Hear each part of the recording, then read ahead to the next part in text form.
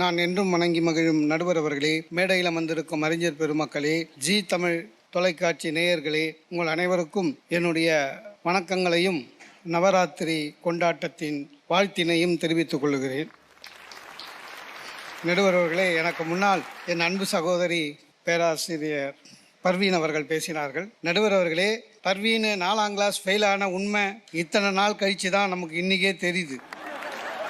4ஆம் class double promotion ஆனது உண்மையா இல்லையான்னு கொஞ்சம் செக் பண்ணணும். அதே மாதிரி அவங்க சொன்ன யூனிவர்சிட்டி ரேங்கையும் கொஞ்சம் செக் பண்ணணும். என்னமோ சொல்கிறாங்க, பச்சையப்பன் கல்லூரிக்கு பெருமை வந்தது பேரறிஞர் அண்ணாவினால். நான் படித்த ஸ்கூலுக்கு பேர் வந்தது என்னால் தாங்க. ஆமாம், அதுக்கப்புறம் என்னை போல் ஆவரேஜ் பையனை எவனையும் சேர்க்கக்கூடாதுன்னு முடிவு எடுத்தாங்க. நல்லா படித்த பசங்களே சேர்த்தாங்க. என்னமோ பேசுகிறாரு, முன்ன மாதிரி இல்லை, இப்போலாம் ஆசிரியரும் மாணவரும் க்ளோஸாக இருக்காங்க. அதுதான் பயமாக இருக்குது. இன்றைய கேள்வி கல்வி முறை, இன்றைய கல்வி முறை வரமா சாபமா? இந்த 3 பேரும் டீச்சர், அவங்க அப்படி தான் பேசுவாங்க வரம்னு. ஏன்னா அப்படி தான் பேசணும் சார். கல்வின்றது எதுக்கு சார்?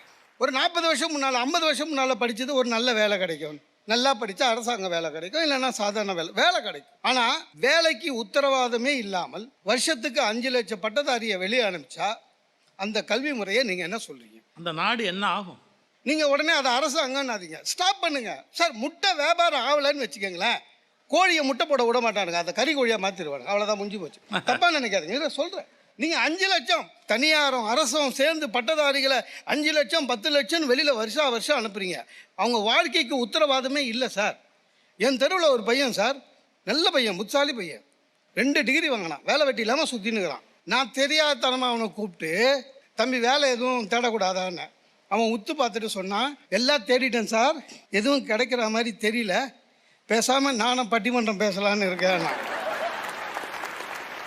அவன் என்ன நினச்சிருக்கா, வேலையெல்லாம் கிடைக்காதவங்க தான் பட்டிமன்றம் பேச வராங்க.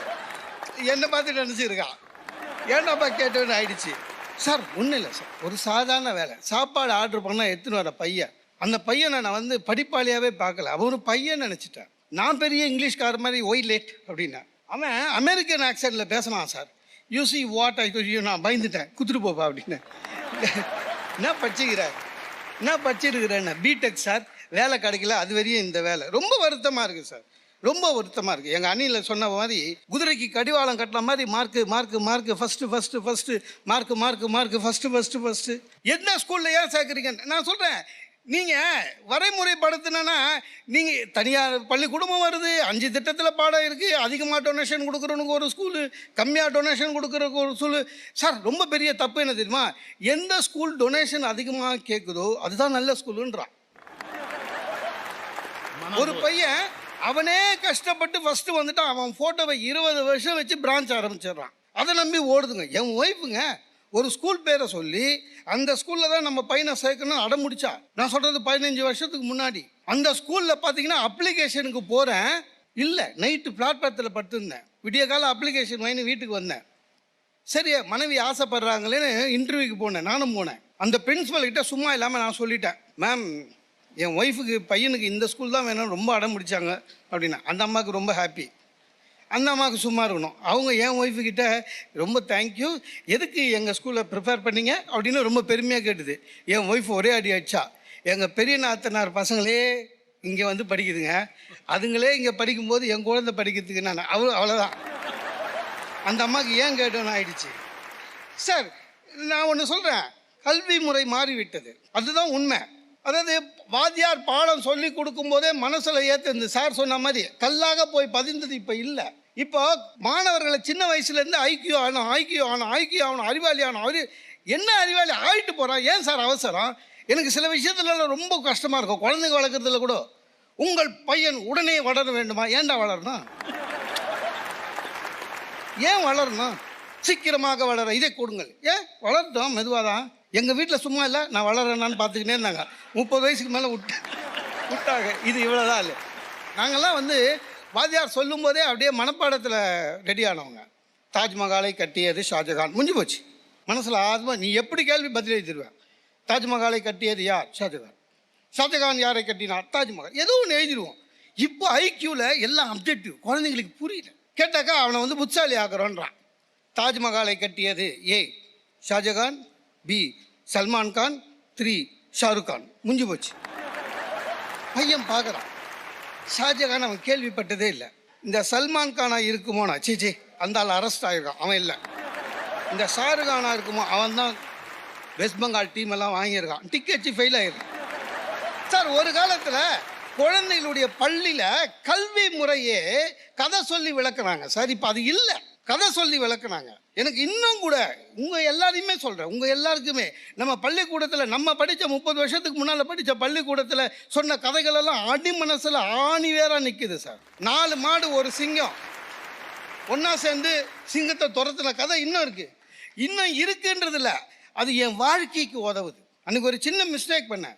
ஜிஎம் பிடிச்சாரு, உனக்கு மெமோ இஷ்யூ பண்ண போகிறேன்னாரு. வெளில வந்தேன், மாடு சிங்கம் கதை ஞாபகம் வந்தது. என் சபார்டினேட் செக்ஷனுக்கு போனேன். சின்ன தப்படா இதுக்கே மெமோ கொடுக்குறேன்றார் அவர். இன்றைக்கி எனக்கு நாளைக்கு உனக்கு மீதி 3 மாடை ரெடி பண்ணிட்டேன். 4 மாடை ஜிஎம் ரூமுக்குள்ளே போச்சு. ஜிஎம் வாபஸ் வாங்கிட்டார். வாழ்க்கைக்கு எவ்வளோ உதவுது பாருங்க. கதை சொல்லணும் சார். சார் ஓட்டப்பந்தயம் நடக்குதுங்க, ஒருத்தன் தான் ஃபஸ்ட்டு வருவான். ஓட்டப்பந்தயத்தில் கலந்து கொண்ட 7 பேரும் ஃபஸ்ட் அப்படின்னா எங்கேயோ தப்பு பண்ணுறீங்கன்னு அர்த்தம். இந்த ப்ரைவேட் ஸ்கூல்லலாம் 100% பாஸ். பயமாக இருக்குது. நீ கொஸ்டின் பேப்பர் தான் தெரியா, இல்லை எழுதி வச்ச ஆன்சர் பேப்பரே திருப்பி அவங்ககிட்ட தெரியா, ஒன்றும் புரியல. நான் ஒன்று கேட்குறேன், தன்னம்பிக்கை தராத கல்வி முறை கல்வி முறையா?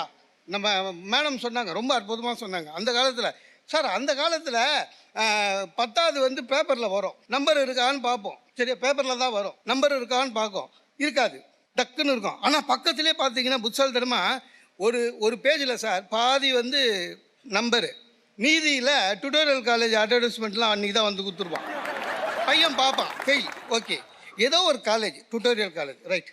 இன்றைக்கு மாணவர்கள் எங்கள் அணி சொன்ன மாதிரி, இன்றைக்கி மாணவர் தமிழ் மீடியம் படிக்கிட்டோம், இங்கிலீஷ் மீடியம் படிக்கிட்டோம், ஆனால் ஒரு 10 வார்த்தை தமிழில் சொல்ல தெரியல, ஒரு 10 வார்த்தை ஒழுங்காக இங்கிலீஷில் சொல்ல தெரியல.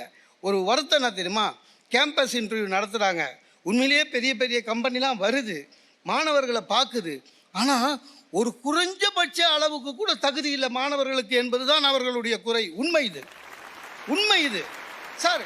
கலைக்கல்லூரி ஆர்ட்ஸ் அண்ட் சயின்ஸ் காலேஜுக்கு கேம்பஸ் வந்தான் சார், எனக்கு நல்லா தெரியும் சார். கிட்டத்தட்ட 2000 கம்பெனி வந்தான் உள்ள, 2000 கம்பெனி. ஃபஸ்ட் கிளாஸில் வாங்கியிருக்கிற பசங்க டிஸ்டிங்ஷனில் மார்க் வச்சுருக்கான், பிஜியும் யூஜியும், அவன் போய் நிற்கிறான். ரொம்ப பெரிய கேள்வியே இல்லை சார், ரொம்ப பெரிய கேள்வியே இல்லை, சாதாரண கேள்வி. Just tell me about your self அப்படின்னா சார், அப்படின்னா அவனுக்கு அந்த கேள்வியே புரியல. இல்லை தம்பி, உங்களை பற்றி சொல்லுங்கன்னு. மனோகர் சார், மகம் நட்சத்திரம் சார், சிம்ம ராசி சார், சிவகோத்திரம் சார், நான் கெட் அவுட்டுன்ட்டான். அவனுக்கு புரியல. ஒரு தன்னம்பிக்கை தராத ஒரு கல்வி முறை, ஒரு பெரிய கல்வி இருந்தது. இந்த தலைப்பு என்னவென்றால், இன்றைய கல்வி முறை உண்மையிலேயே சாபம் என்று சொல்லி வாய்ப்புக்கு நன்றி பாராட்டி விடைபெறுகிறேன். நன்றி.